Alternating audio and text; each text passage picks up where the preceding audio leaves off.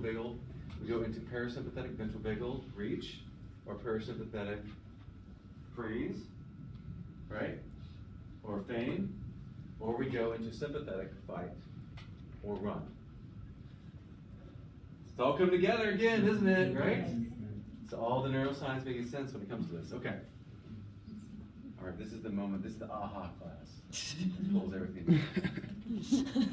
Aha. Ah. Okay, so 4 key EFT assumptions. This one's yours.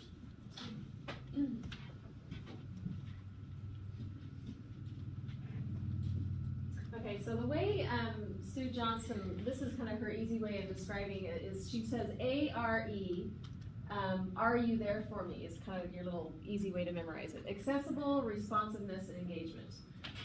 So that's kind of her little quick way to ask couples to memorize. And basically all that just means is those are the building blocks of the secure attachment bond. So couples therapy is all about building a secure attachment bond through helping the couples recognize that there's no way for them to, let me put it this way.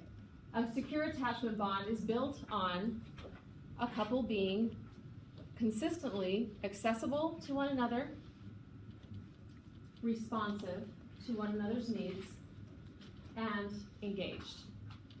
So basically, and one thing I do remember from when I was in this class a long time ago is accessibility means more than just being like physically present. I have a good friend who worked at home, and I've been very cautious of this because I work at home as well. She was home all the time as a graphic designer, and yet she was never home, right? Mm-hmm. Like she was physically present and might as well have been in the office 80 hours a week. She was not accessible to her children, right? And so as a partner, we need to make sure that we are accessible and that they know that when we're present with them, that we are really, really there, and that they know that. So next is responsive, and that they know that we're. And well, I guess I don't know, Dr. Fry. Responsive and engaged, to me, those feel very similar. The way I differentiate between the three is accessible is that I'm available. Responsive is that I actually respond to your bids. Mm-hmm. And engage is that I sustain connection with you until attachment and security is relieved. Okay, that's nice. Right? Yeah. So I can respond to you, but I can also leave too early. So engagement is also an emotional engagement, as I stay with you until you no longer need me. Yeah. And then I return back to the other systems, like affiliation, caregiving system, all that kind of stuff. Sure, okay, that's really nice. I also have added another letter to this to make it care. Yeah. Which is curiosity. Yeah.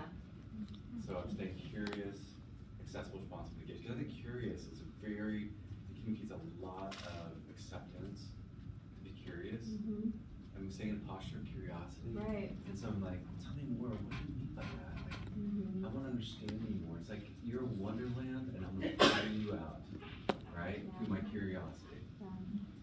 Yeah, and you can tell when you work, you probably already can with the clinical work that you're doing. I know there are some folks who are very lonely, and just your curiosity, you're wanting to know more, you're seeing them deeply, is very, very healing, right? And so as you recognize and you work with your couples and you show that and you even model for some of the couples, like deep care, when I say that, the accessibility, when you show what it looks like to be accessible and things like that, let them see what that looks like and model that for them. You can even teach your couples to do this. You go back Well, yeah. I mean, I actually have done that with both the men and the women when they say, I don't even know how to, like, what does that even look like? And they'll sort of try to awkwardly do it. I have one couple that I'm working with who consistently, the husband has, or the wife says a few things, and I say to the husband, I think this is what you need to hear. And he'll be like, that's exactly what I need to hear. Like, yes. And the wife will be like, I wouldn't have, because he needs that deep engagement. They're really deeply like, this is what he needs to hear. And so the wife kind of needs to hear, I heighten a lot of what his emotional experience is. All right. Okay. All right. Awesome. Emotion is a target and agent of change. All right, so this is where we're going to get the portion of like the assumption around emotion and its importance. So emotion primes attachment behaviors and responses. So like anger moves us to attack. Fear moves us to withdraw, right? We've already talked about that some. It influences the perception. So when you're angry, is your partner a friend or foe? Foe, right? Yeah. When you're fearful, is your partner a friend or foe? They're foe, right? So as long as they're a foe, then you're seeing them as foe, and everything that they're doing is warlike. Even if it's not, right? The anger and the fear influence the perception. So anger and fear, when we experience anger and fear, we put on the lens in which we view our world. And so when we put the fear lens on, then we're looking for things that are threatening, right? And anything that can be perceived as threatening. So if I say to you, if I close the door, and if I come over here, I have the emotion of fear, and I go like this, you slam that door, right? If I don't have the emotion of fear, then I experience it very differently, right?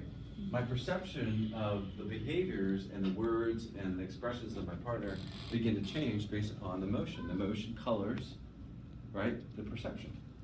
I got a couple that describe it as when they're activated emotionally. One's a withdrawer and one's a pursuer, but they describe when they're in that pattern as there's this fog and then I can't really see you. Yeah.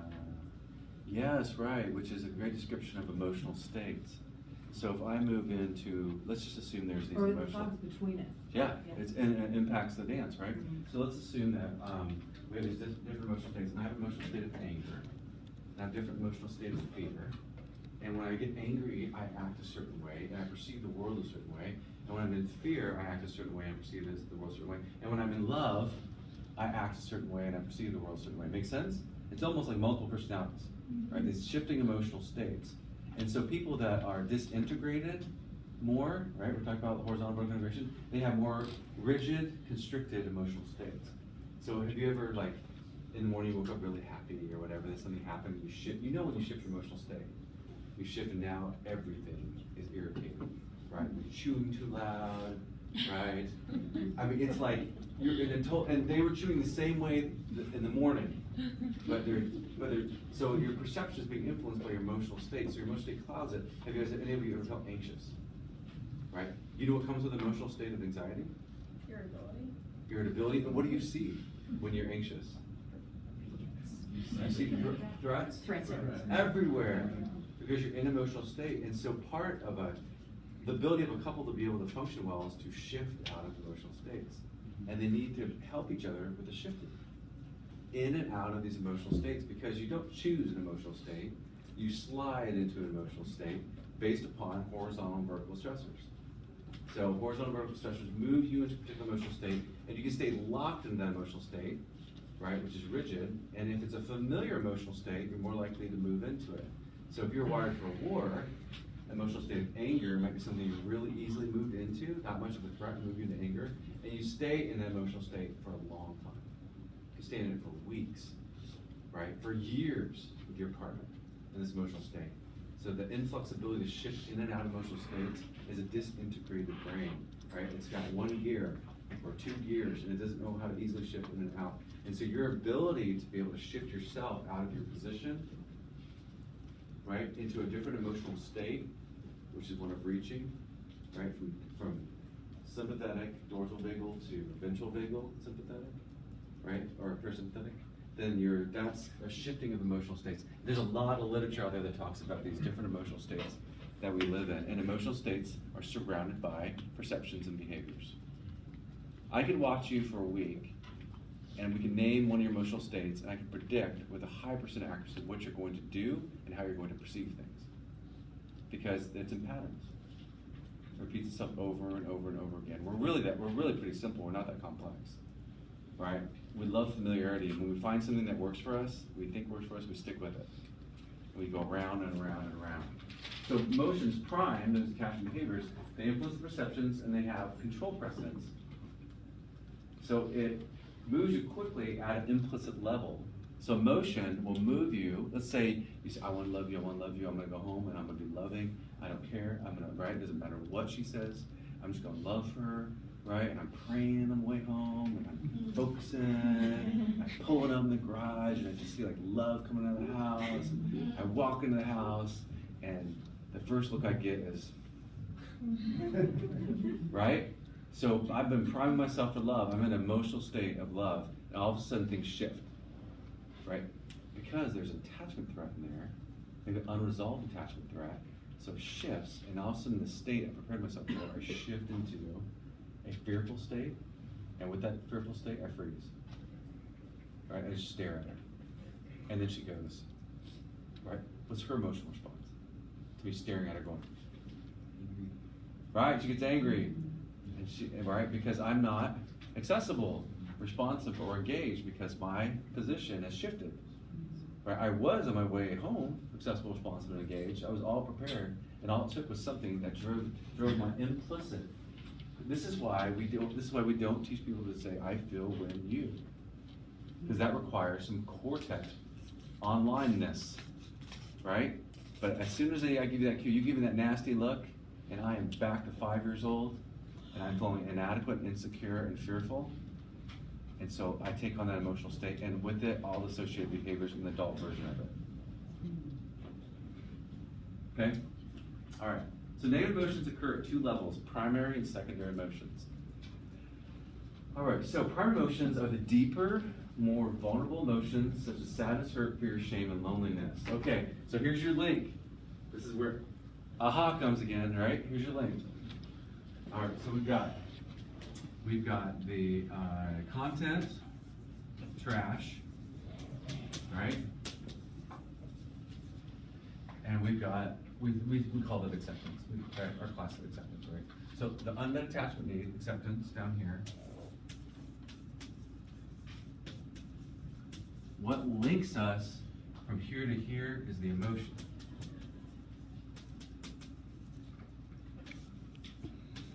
Hurt leads us to, gives us clues as to the unmet attachment need, right? So we have these unmet attachment needs like sadness, hurt, fear, shame, and loneliness. What does fear point us to?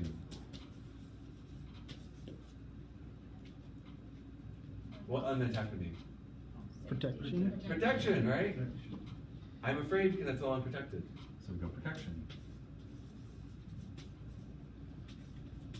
If we stay in secondary emotion, like anger, it gives us no clues as to the unmet attachment needs. So we're actually protesting not getting these attachment needs. We're not asking for them to get met. You guys get that? This is really important, right? We are actually protesting that our attachment needs aren't getting met. We're not asking for them to get met. I don't know what you need if you're protesting something I don't know. And you're protesting it through trash. I'm clueless of what your unmet attachment need is until the emotion begins to display the unmet attachment need, and the emotion of fear or hurt is going to do what to me? Is going to keep me like this and like this? Not necessarily, because they're softer emotions.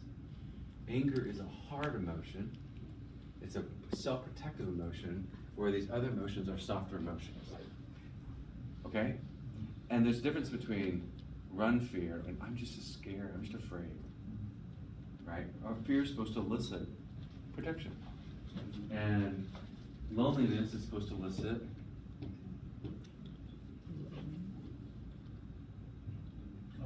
comfort. Right? Yeah. And shame is supposed to elicit acceptance. You see how these are all connected? So these actual primary emotions are indicators of unmet attachment needs.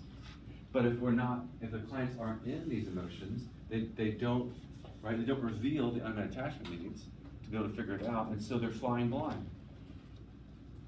They both do. They do 2 things. They give clues as to the unmet attachment needs, and they soften the partner.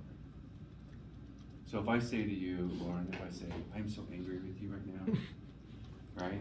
And then you go, whatever your response to anger is, whatever your, right? Is it too? Fine, I'll just go there. Okay, so you withdraw, right? But if I transition anger into a primary emotion that relates to anger, and I go, I just feel so sad, right? What does that elicit out of you?